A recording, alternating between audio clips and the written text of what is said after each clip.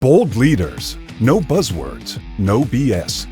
This is Mastering Workplace Culture, real talk on crafting workplace cultures that deliver results. Each episode, we go beyond corporate speak and talk with leaders who've actually done it. Those who've faced breakdowns, made bold moves, and built organizations where respect and results carry equal weight. If you're ready to challenge assumptions, gain actionable inspiration from proven mentors, and build a workplace culture that actually works, this podcast is for you.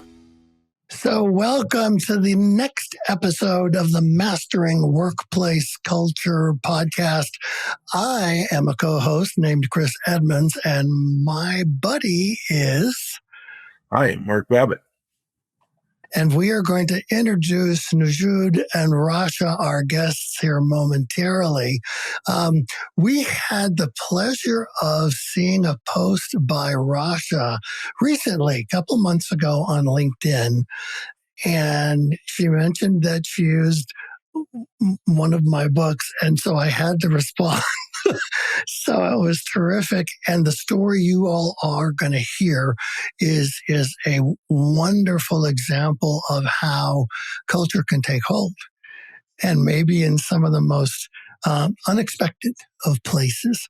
So let me first introduce Rasha. Rasha Hussain is a strategic human resources leader with over 19 years of experience driving organization development, transformation, and talent management across the healthcare and higher education sectors. She began her journey in the health sector in 2007, and in 2015, she was part of the core team that established Mohammed bin Rashid University of Medicine and Health Sciences, where she developed the HR function and team. She developed and launched the UAE's first of its kind Values Council with the help of Nujood. So we're going to hear a lot about that. Rasha served as its vice chair in championing initiatives that strengthened employee engagement, organizational culture, and shared values. Her role was recently extended to serve the Dubai Academic Health Corporation, being part of the HR implementation team to ensure a smooth transition into the corporation. And you may still be in the middle of that transition. We'll hear more about that too. Rasha holds a master's degree in strategic human resources management from the University of Wollongong. Did I say that properly? Close. And a bachelor's degree in health services administration from the University of Sharjah. So Rasha, welcome. And let me introduce Nujood. Nujood Khloofi is the Senior Director of the Organ Donation and Transplantation Program at Dubai Health.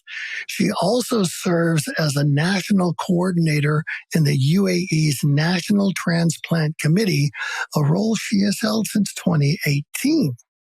With 19 years of experience in the health and government sectors, Nujood has worked across a range of operational, communications, and administrative roles.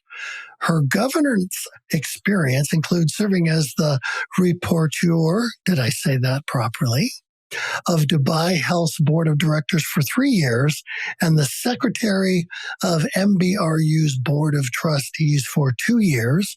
She also chaired MBRU's inaugural Values Council, supporting the integration of values-based practices across the institution. Nujood holds a master's degree in strategic human resources management, a bachelor's degree in healthcare management, and an innovation diploma from the Mohammed bin Rashid Innovation Center in collaboration with the University of Cambridge. Nujood, welcome. Thank you. So we've got some questions, and Mark, you've got one poised. Well, I sure do. And again, welcome to both of you. Rasha, as Chris already mentioned, we were introduced to you and Nujood's powerful MBRU Values Council experience via your recent LinkedIn post. So we'd love to hear, how did that unique opportunity come about for you two? First of all, thank you for having us here, and we're excited to have this conversation and share our experience. We were part of the team that established the medical university, which is known as Mohammed Rashid University of Medicine and Health Sciences. And it's named after our leader, the ruler of Dubai, His Highness Sheikh Mohammed.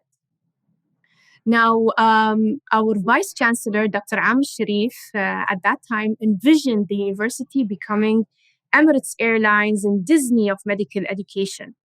He used to tell us, that he will take us to Disney. And, we thought it was a joke.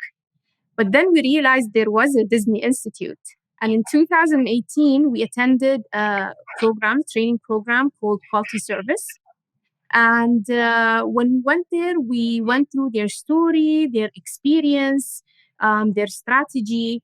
And while we were there, me and Nujood were notified, we were informed that we were accepted in the Innovation Diploma that was offered by the Mohammed Rashid Innovation Center under the UAE government and in collaboration with Cambridge University.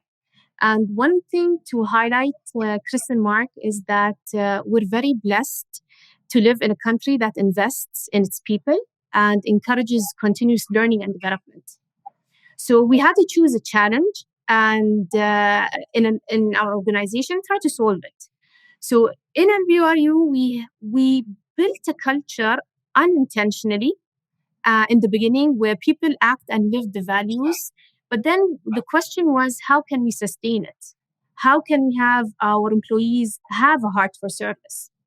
So we got our leadership's input, buy-in. We did a survey also to see if the employees have had an appetite for such a project topic, and it was positive. So with that, we worked on creating the Values Council. So that's how it happened. Now, Nujood, how did you come into play? Were you involved in the actual creation of the Values Council as well? Yes, so thank you. Once again, I just want to reiterate what Rasha has said. Thank you for having us here. It is a privilege to speak about the story. We never thought we were going to talk about it in a certain forum. This is an amazing place to do. And just like Rasha said, Rasha's career and mine has been very much starting in similar places. So when the idea of, we were both part of a core team in Mohammed Rashid University of Medicine and Health Sciences, and we refer to it as MBRU.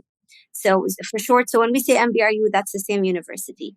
I think the Vice Chancellor, Dr. Amr, at the time, selected the people who came into the university. Something similar amongst all of us. I think we were so in love with the vision. We automatically delivered with heart. But then he saw that family grow, and he used to call us the MBRU family, still does. And the question was, how do you keep that beautiful vibe, that heart for service, like Rasha called it, that wanting to give out of the box because you just love the place? So how it came about after the visit to Disney, and like Rasha said, we used to joke around and tell Dr. Amr, you say we want to become the Disney Institute of Medical Education and the Mayo Clinic of Medical Education and even the Emirates Airlines of Medical Education, the top-notch institutions. But you keep on repeating this, take us to Disney. And we really did not know that Disney had an institute. When we came there, we figured, no, it's a proper setup. You actually learn to become great. You learn, and not just to become great in what you serve, you learn how to maintain this culture and little attention to details.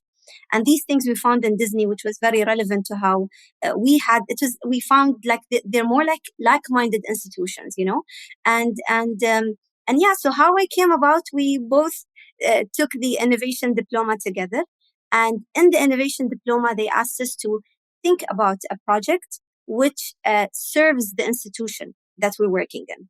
And we sat with the Vice Chancellor, Dr. Amr, and we're like, Dr. Amr, where do you find the challenge and you think we can help you out? And he said, honestly, I love the MBRU family. I find a unique culture here, and I just wanna retain it. So help me get there. So this is when part of the literature review, I think we found the culture engine. It was like a solution. We didn't know how to, it's like you have this concept of values. People can be hanging it on the wall, and you're like, well, how do you just, make it something? And that's how it started, really. We just we through literature review, reading about Culture Engine, and like Rasha said, we decided, you know what, let's create a values council, which as an idea was there with Mayo Clinic. To be honest, they started theirs in 2013. So a bit of Mayo Clinic, a bit of Disney Institute, a bit of our own leadership. Like Rasha says, we're living in an amazing country. We've got leaders who believe in us, and this, not just the sky or the space is our limit. I think we're limitless. So having all of this together made us head to where we were in creating the values council. Well, I mentioned in our call with Rasha that way back when, in the middle of the last century when I was born, I grew up very close to Disneyland. And so we would, of course, have relatives come visit us and always want to go to the park. And I'm at, 12 years old. Oh, that's boring. I've been there too many times. But as I got more heavily into leadership and culture leadership, particularly, some of the magic of the Disneyland experience and having them choose to take it to Florida and to Paris and to Japan and etc. with other parks, those wonderful standards that they had were part of our thinking as we wrote Good Comes First. And particularly, I remember as I was working with a couple of folks who worked at the Institute. So this was 30 years ago. And one of them said, we measure the lifespan of a piece of trash on Main Street. Yes. So in Disneyland and in Disney World, they want that lifespan to be less than 20 seconds. And it's everybody's job to make sure guests are safe. And then it's cleanliness and friendliness. I hadn't thought about that in a really long time. And the Mayo Clinic is so highly regarded here. Is it widely known across healthcare organizations in the globe about just how unique their culture is? Again, in the university, the moment it was built, the idea was that we want to arrive at an academic health system. So a simple search would show you that one of the very strong academic health systems in the world is Mayo Clinic. And then if you dig further, you would look into the fact that culture plays a very important role. And we did, after years, visit Mayo Clinic when Dubai Health came into existence. And we saw relevance in how we started and how we want to be. The beginnings of Mayo Clinic were so humble and so genuine, that the intention that everyone wants to just do good, the fact that it started with a handshake between the Dr. Mayo and Mother Alfred, because there was a tornado that took place in Rochester, and yeah, there's no legal document there. It's just a handshake, and that's right. And that's how it started. And they, I think, after years and years, maybe they looked into, okay, our culture is beautiful. How do we, how do we sustain it? And that's when the Values Council was created in 2013. And maybe I think because we had the chance, we were new, and we didn't want to lose it, so we had the chance to build on a beautiful, strong foundation. Let me ask this. Tell us about the scope of the Values Council project. We talk about customers, right? And often when we're working on culture, the customers we are first looking at are senior leaders, right? To see if we can change their thinking, to infect them with this idea around a proactive culture. So who was the primary audience for the application of the work you were doing in the Values Council? What was the goal of the work of that council? So the audience and, the scope included MBRU family as a whole. And we use the term family. You'll notice that. So when I say family, it's the employees and the students. So as I mentioned, when we said let's work on a council, we made sure we involved everybody in it. So as Nujood mentioned, we did literature reviews, we did benchmarks. We even had a meeting also with Mayo to understand more about their values council. And then, as she mentioned, we found the culture engine. The culture engine was an eye opener, and and we realized that there should be an organization constitution where you have a clear purpose, you define your values clearly, and you have behaviors associated with it. So when we did that, we created the terms of reference also, and we thought outside the box, and we took some examples from Disney. So we used the terminologies guardian instead of secretary with voting rights. We used catalysts, guests. We then did focus groups to define the values and the behaviors. And when we did several focus groups, and after we finalized it, we needed to make sure that the MBRU family are happy with it, they understand it, they like it. And after we got everybody's blessings, we created the value ship booklet.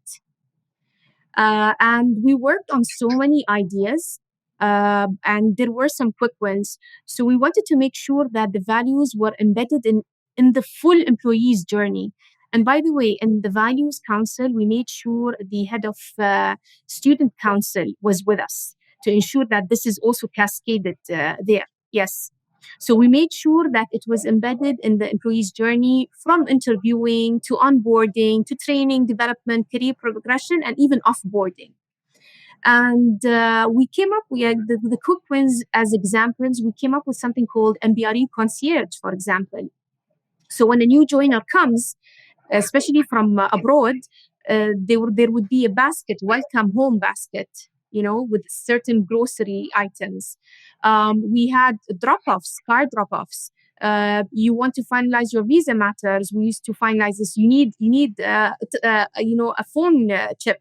We finalized this matter. We had a Dubai tour, a one-day tour where we would take you to the old Dubai, to the new Dubai, just to see, And then even the first day, again, like Disney, the small things that are more important, the small touches. We used to put photos of the new joiners. So when they come inside the building, they would see their photos everywhere. Welcome. We had some messages, like for birthdays, you would receive an SMS. Birthdays, weddings, anniversaries, and we took care of our employees. One of the things also, we have a culture of, because again, we're a family. So we have, just before talking about Ali, we have like a couple of employees who sadly passed away. So till today, we check on their families, their kids. So we are in touch. And we have a colleague of ours, Alia, who fell sick, had a stroke, and we named one of the awards, Excellence Awards, after her, the Hidden Soldier Award. Hidden Soldier Award, yes. And you know what? On what Rasha is saying, the reason I wanted to mention that is because you feel the love you have for the family of the organization. I mean, I wish if I could go back in time and take you to the point where the Excellence Awards were being done. So you have the Research Award, you have the Education Award, but the Hidden Soldier Award, which is the Alia Saif, her name is Alia Saif Hidden Soldier Award, was with the moment it's announced, we would recognize people who are maybe have the junior roles in the organization, let's say a security member, someone who works in the pantry. And just the moment this person is recognized or the name is called, you should see how people stand up, how they clap nonstop. It's you for me, that was really the most favorite moment of the ceremony. And not just because we celebrate those people, but because there's also a story. I mean, the first time we did the Excellence Awards, and it was the work of the beautiful strategy and excellence team we had, when we named these awards after the those staff, because it was them. There was the inaugural provost of the university, these amazing faculty. So we named different categories after them. The moment the announcement was done, especially when it came to Alia's name, you could see people crying and Wow. smiling at the same time in gratitude, you know. And Rasha, we called her family, and her brother was there, right? They were there. They were there for the first time, yes. Yeah. These little touches make you connect to the place. I mean, we're there every day for 8 hours. Really, this conversation is like walk down memory lane for us. Obviously, Yeah. grew. We are part of a wider organization of an academic health system.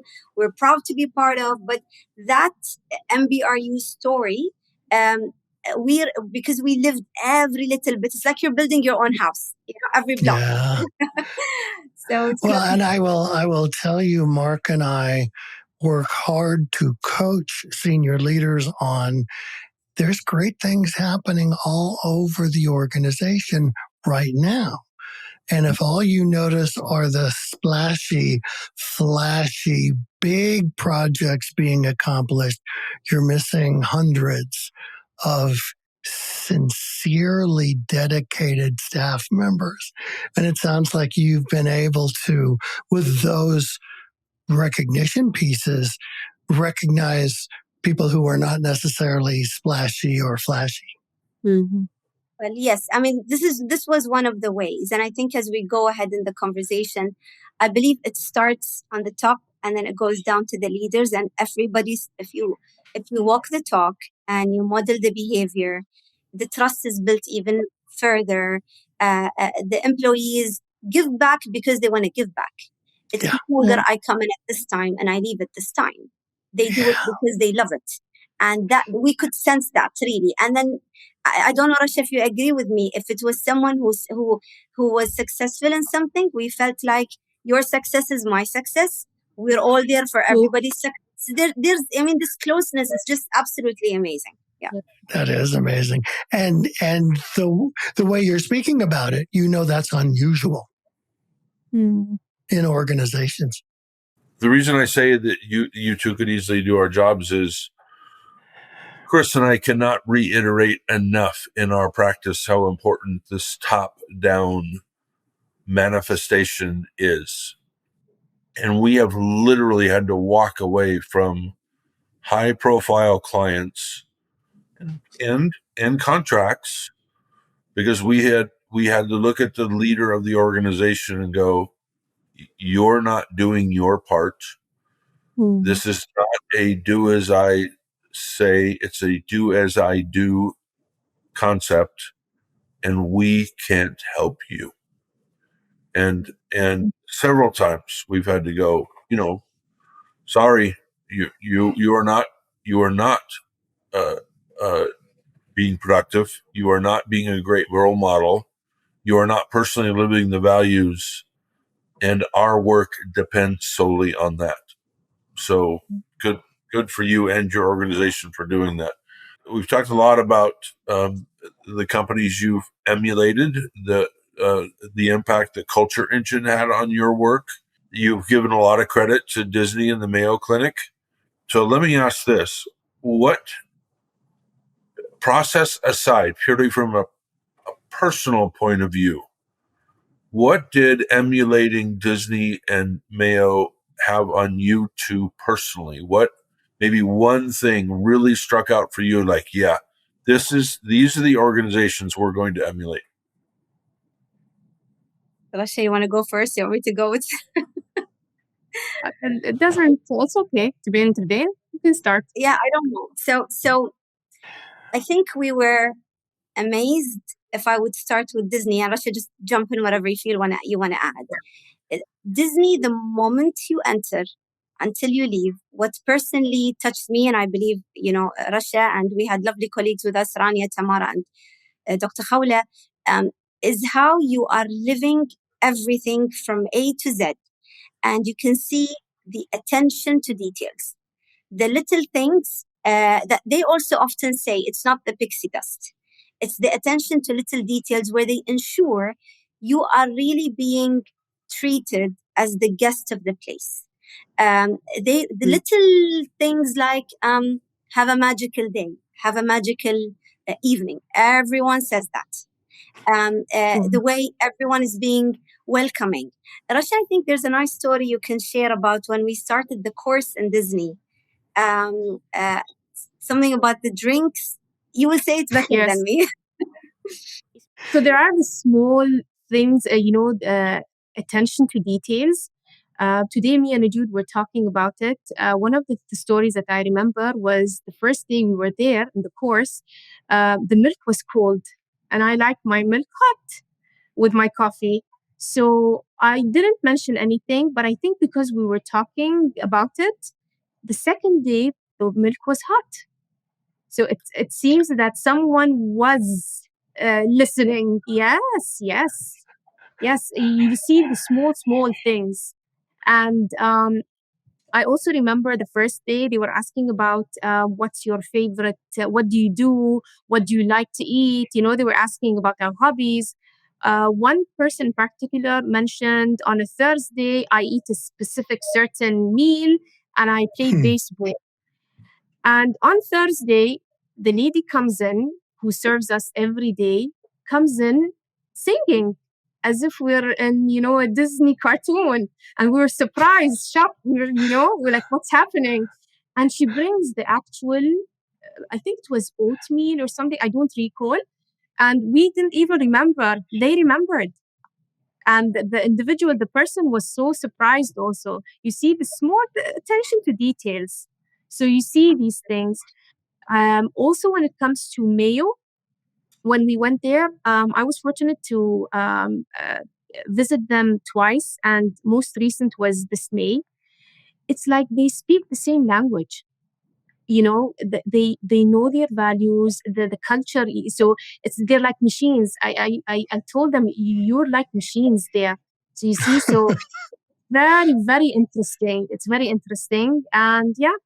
So these are the examples. I think when Rasha said going to Mayo, you felt like they're all the same. We also got that comment in MBRU very often. People would come and visit and say, let's say I would take them for a tour. And then let's say they have a meeting with Rasha. She handled HR. Then let's say they're going to meet the vice chancellor. But every time they met someone, even not just us handling certain leadership positions, everyone around, they would come and say, do you eat all the same food? Are you having the same pill?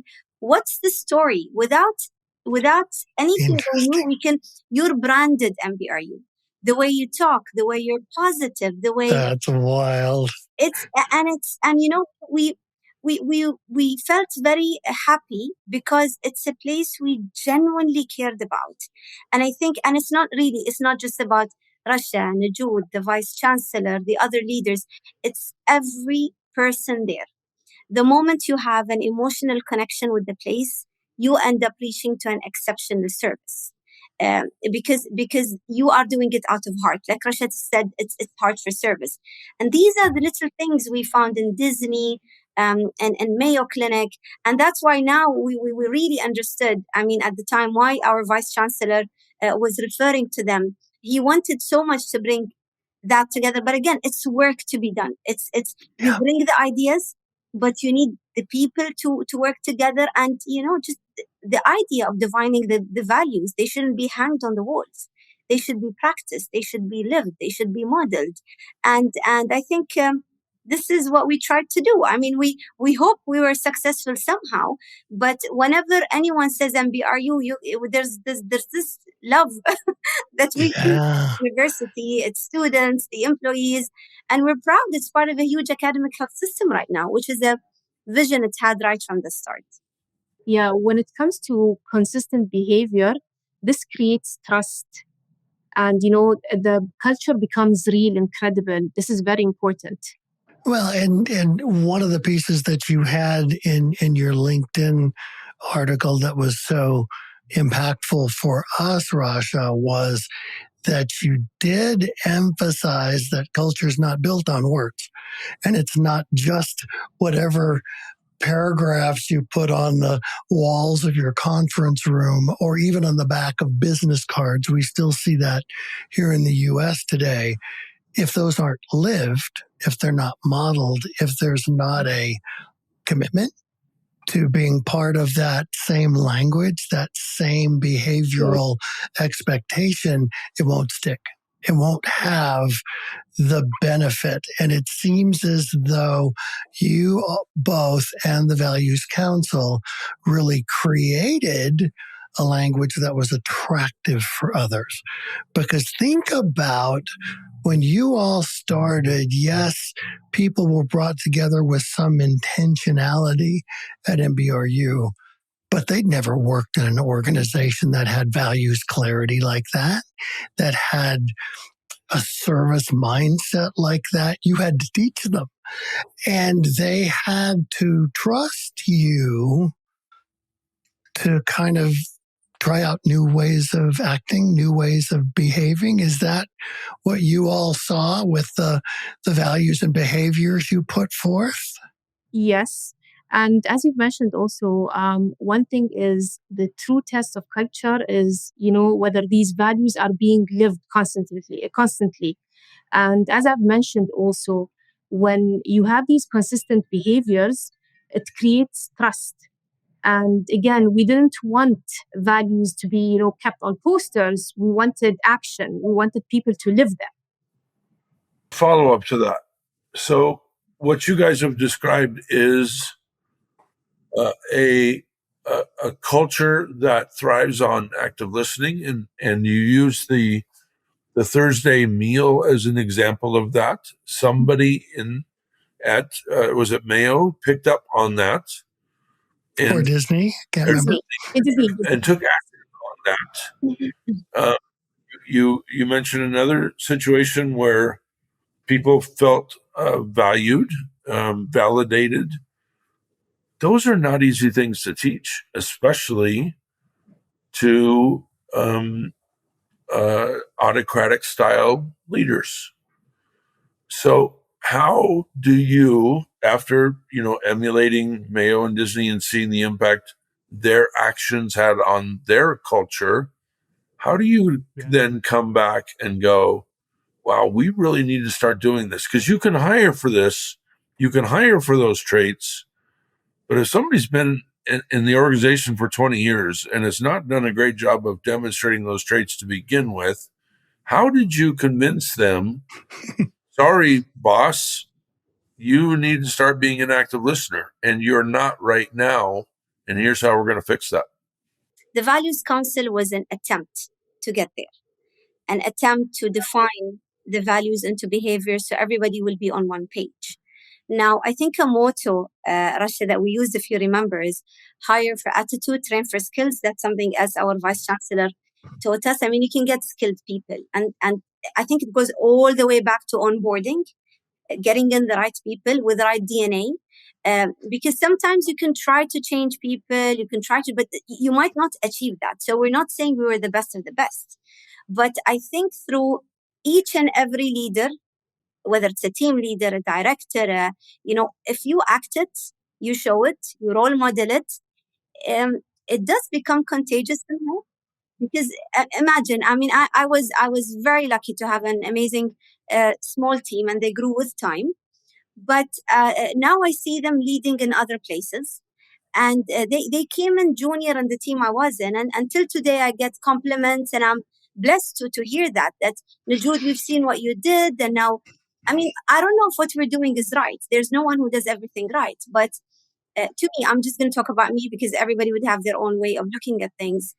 To me, it's the employee just understand that they are there, but they have families, they have circumstances, and all you need to do is give them that peaceful environment, understand them, listen to them, active listening, which Mark spoke about, and then allow them to flourish.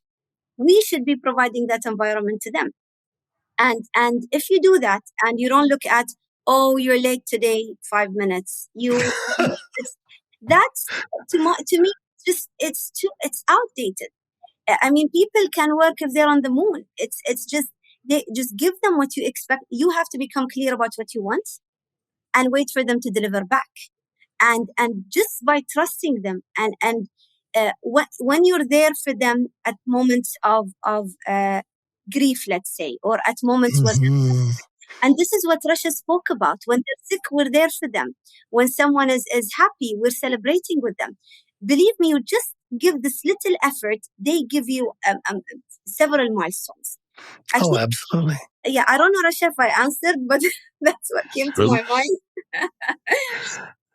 Yeah, just to give, I was just thinking again, me and Nujood today were discussing when we talk about, the sense of, we feel involved, responsible. When COVID hit, we as an MBRU family, we acted our values and we were part of it. So, for example, I handled the vaccination drive for the Dubai health centers, like a specific area. So everybody worked. Nujood comes. So whether we were officially part of it or not officially, we felt we had to be involved, responsible. So this is how it is, the culture. Yeah. And believe it or not, MBRU became quiet as a building, but it was used to host the Center for COVID-19 Command and Control Center of Dubai. MBRU leadership was entrusted to lead during that time. And what they did, and they continued to say, is that they brought everyone together. It's never, you cannot clap with one hand. It's everyone. It's the private sector, the public sector, the students, each one of us. I remember one of the team members I had came up with an idea along with another team in MBRU to put together a course and just let people become community immunity ambassadors. Because we were, it was at a time where it was very uncertain. People were thirsty for the right knowledge. And we were correctly positioned as a medical university to put the right knowledge of how to break the chain of COVID. And it was just, I think, a 40, 50-minute course. We ended up translating it in multiple languages. And she created this beautiful social media campaign. This colleague of mine, her name is Ala Azayim. And I still remember how we eventually had 1 million. We crossed 1 million people taking the course and tagging each other. And it's just, and then I know the heart that was put into it, whether it's Ella, whether it's the institution for learning team. It was so many people in MBRU. It's not one, it's everyone together. So you could see that love and that giving. She could have not done that. Many of us could have chosen not to go out of our work to do something. There was the healthcare sector looking after us. There was the government looking after us. But it's that sense of responsibility because you love the country, you love the place, you love the organization that you go ahead and you just give. You pour it out of heart because you just want to do that. That's amazing. And you're right. We look at the U.S. even today, there's some impact of the organizations throughout the U.S. having a different reaction to the lack of clarity and the lack of agreement and who's in charge and do we do vaccines? Do we not do vaccines? There is a logical consequence.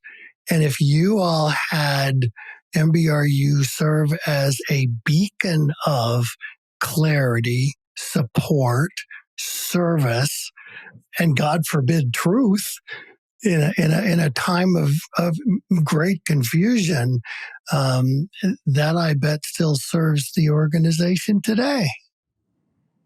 Yes, and we're proud. And honestly, I mean, like I said, reflecting on MBRU, how it grew. I know it's nice to also share stories. I can share one story that I hope would explain what makes you even more connected to the place. Back at the time where MBRU was just growing and the first undergraduate college we were all creating was a College of Medicine. So obviously we had to be licensed or what we call accredited by the Commission of Academic Accreditation under the Ministry of Education. So it's a process and the accreditors have to come and we should all welcome them. And, it's just like having an audit coming in and you need to prove yourself to be ready. So I remember there was so much preparation going on from multiple team members. And the day of the accreditation, when the accreditors were there, we had a full program. Obviously, in the middle, there was a lunch break. So when the lunch break came, I went with a very dear colleague of mine named Rania. She was in the vice chancellor office, and we just we're like, finally it's the lunch break. Let's really just go and do our prayers, and and then we'll come and catch up with everyone at lunch. So while we went and did that, I took my time, finished my prayers. As I was coming down with Rania, I saw the vice chancellor with all the accreditors and all the team of MBRU standing. No one started their lunch. It was my birthday. They had the birthday. Oh, how about that? I know they're like they were like, happy birthday, Nujood. They didn't. I mean, and I was super shocked, super out of words, and felt super honored, super blessed. I mean, to be in the middle of all of this. They're accreditors. They're like people coming for a serious business, and then the vice chancellor to just stop everyone and say, let's celebrate Nujood's birthday, and then let's go have lunch. So, and they waited until I finished my prayer. We have an agenda. But then, Yeah. but then it tells you, and the message you get is that you're valued, and without them saying it, you see it with the actions. And that's just one story that has stayed with me for very long. And I would never forget how everyone just, came together for a small thing. I mean, my birthday, but amidst a big event. So, yeah, that's a story I'd never forget. Boy, that's terrific.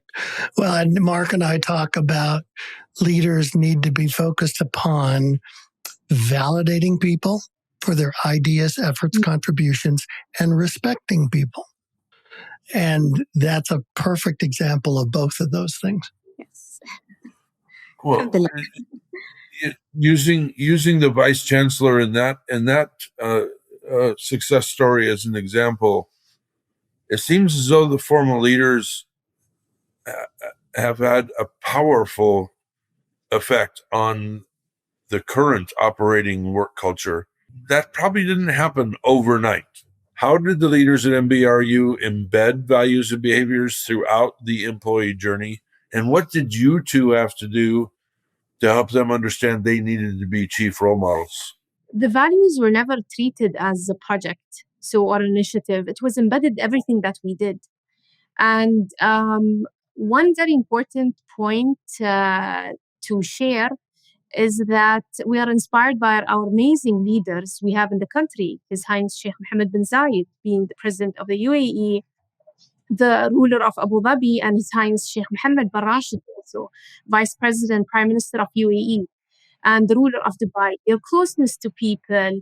So our values come from their values, and they don't just simply speak about values, they demonstrate it. So they are our role models. Absolutely. I'll add to what Rasha is saying. You could see that we're very extremely blessed in the UAE. And some people might assume we say it out of an agenda, but in all honesty, we have amazing leaders in the country. They're close to people. Every initiative they do is for the sake of the people. If you look at UAE as an example, UAE is a very diverse country. Actually, it's not the UAE nationals that are highest in numbers in the UAE. We have so many other nationalities, different religions.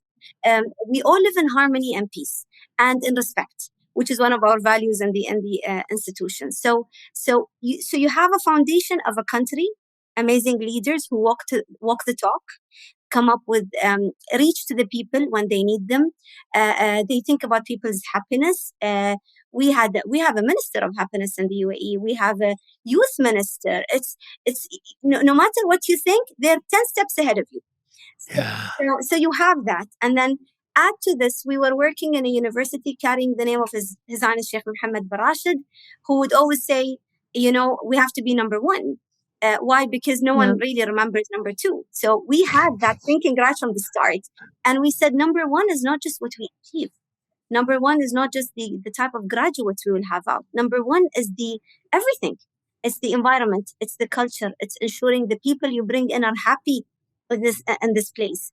And MBRU has been part of amazing things, whether it's COVID, whether it's even, being part of starting the first transplant program in the Emirate of Dubai. I'm part of that. And that would require an entire different podcast because I could go on about this because I love the program. And the beauty about it is that the people come together from different sectors, not just healthcare.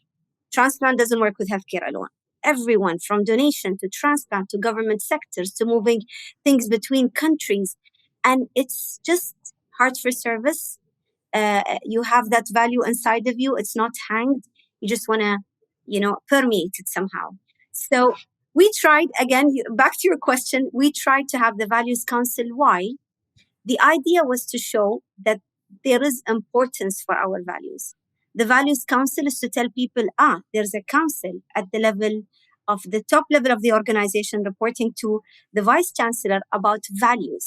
So here you're trying to do a paradigm shift from the old mentality of, you have vision, mission, values, hang them somewhere. No, that's not what it is. It's defined, it's behaviors, it's acted. And then maybe not everyone is going to go and open the value ship and read the values and their behaviors, but we should take those and put them in everything we do.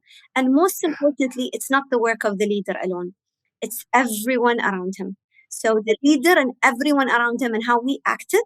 And that's how, the ball keeps on rolling. And now we're part of a big organization and it reached to, to higher levels with all of this.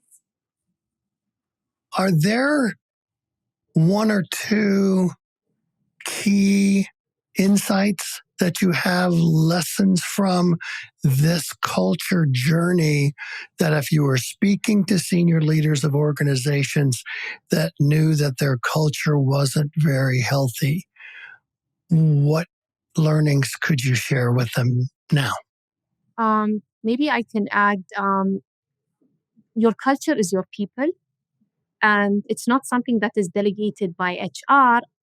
It needs to be owned by leaders and experienced by everybody, from leaders to all of the employees and, like the family.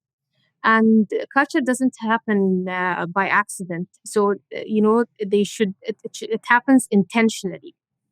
And one more thing is that culture is built with people and not for them. So it's very important for them to be involved. Like, as we've mentioned in the beginning, when we did the Values Council, we involved them in the definitions, asking them if they're interested in such a project or not. So that's very important. And one important thing also is organization success is not only based on the performance, it's also based on behaviors. So that's very important. Touch points are important in everything. Looking at the details, remembering is not just about, leaders might think about KPIs, what's next, let's do this, but it's okay to step back and just talk to people, reflect, and not just reflect for the sake of reflection. Reflect because you really genuinely want to take this back and do something about it. Because guess what? Without those people, your organization wouldn't go forward. And if you have that culture of inclusivity and that togetherness, everyone wins. It's a win for everybody. And it's human to err. It's human to not always be perfect. But if you have a beautiful culture and a strong foundation of happy people, because you can get whatever you want. Employees who are upset are not going to give you their best. We should remember they're there with us 8 hours of every day. And now with today's work, believe me, it doesn't stop at that. With today's work, we take it back home. We do it. There's a difference when you do it because you love to do it and you want to give. And there's a difference when you do it and you're stressed and it ends up to being a burnout. And that's what you don't want. So our I think I'd add to what Rasha said, the focus on people. Let's just remember, a leader is just one person in an entire organization. He's been entrusted to lead because those people, he should take care of those people. That's the element of trust as well, not just of where the organization is going to go. So our advice is take a step back, listen to the people. And maybe an issue that many of leaders do is that they might lend their ears to listen to certain things from one side and there's another side. No. And then, leadership is not just one level of reportees. There's the people underneath. There's, just inclusivity. It won't be easy for a leader to include everybody, but put the methods out there and make it safe for them to speak. Give them the ability to talk. Prepare the leaders to do that. And one of the things I've been fond of is the 360-degree performance evaluation. I've often said maybe it would be nice in organization to apply such a thing. Just like leaders evaluate employees, why not employees evaluate leaders? I mean, if you're not doing anything wrong, it would be something you'd be proud to listen to their feedback, because they're happy, and it's fine. And then if someone is successful and they were part of a team that I'm in, then their success is my success. That element of competitiveness is good, but we need to remember that we complete each other. Especially the sector we're working in. MBRU is an educational medical sector, and now it's a bigger Dubai Health, which is a value of patient first, and that's what we're having in our mind every day. I could work in any sector. Well, but if I put this in my mind, patient first, in whatever I'm doing, an email, a phone call, anything, it takes me a step to deliver to the patient, to deliver the student in the university. So I think it's that remembering people and that you appreciate them, include them, and you will definitely get exceptional results. How do we follow that, Mark? Well, I'm going to say, anytime you guys want to come and do our job for us, we'll just open the door for you. So, I mean, you guys. Will Disney be included or not? Well, yeah, to Disney. And Chris, you and I talk all the time about leadership must get involved. We've talked about it in this podcast. We talk about they must be good role models. Well, Chris, you and I both know that for culture change to stick, there has got to be on the ground champions like Rasha and Nujood for that passion to become contagious.